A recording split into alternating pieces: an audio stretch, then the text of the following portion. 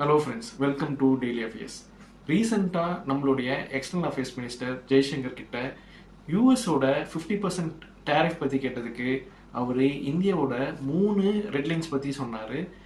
அதை பார்க்கலாம். First red line பார்த்தீங்கன்னா, இந்தியா பாகிஸ்தானுக்குள்ள எந்த ஒரு தேர்ட் கண்ட்ரியும் மீடியேஷனுக்கு அலோவ் பண்ண முடியாது அப்படின்ட்டு சொல்லியிருக்காரு. அது நம்மளுடைய ஃபர்ஸ்ட் ரெட்லைன். இது நம்ம ரொம்ப லாங் ஸ்டாண்டிங்காக ஃபாலோ பண்ணுறோம். செகண்ட் ரெட் லைன் என்னன்னு பார்த்தீங்கன்னா, நம்மளுடைய ஃபார்மல் இன்ட்ரெஸ்ட் தான் நம்மளுடைய கண்ட்ரிக்கு முக்கியம் அப்படின்னு சொல்லியிருக்காரு. இந்த டேரிஃபே பார்த்தீங்கன்னா, அமெரிக்கன் ஃபார்ம் குட்ஸையும் டைரி ப்ராடக்ட்ஸையும் நம்ம கண்ட்ரிக்குள்ளே அலோவ் பண்ண சொல்லி யூஎஸ் சொல்கிறாங்க. ஆனால் நம்மளுடைய ஃபார்மல் இன்ட்ரெஸ்ட்டை மனசில் கொண்டு தான் இதை இந்தியா அலோவ் பண்ண முடியாதுன்னு சொல்லியிருக்காங்க.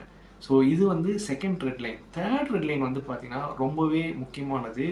Strategic autonomy. நம்மளுடைய அட்டானமியை எந்த ஒரு விஷயத்துக்காகவும் விட்டு கொடுக்க முடியாது அப்படின்னு சொல்லிட்டு நம்ம தலை ஜெய்சங்கர் போல்டாக சொல்லியிருக்காரு.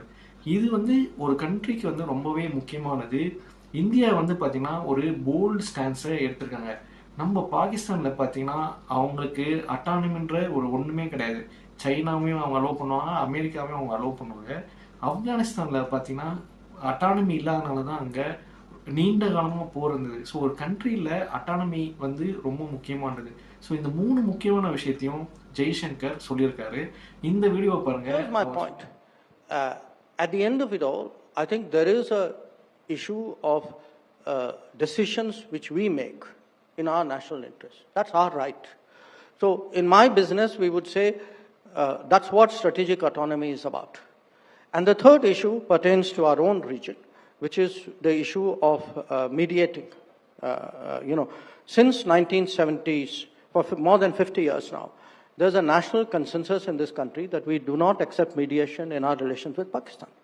So here's my point. When it comes to the trade, the interests of farmers, when it comes to our strategic autonomy, when it comes to opposition to mediation, this government is very clear. Our positions are there. If anybody disagrees with us, please tell the people of India that you're not prepared to defend the interests of farmers. Please tell the people of India you don't value strategic autonomy. We do. We will do whatever we have to do to maintain it.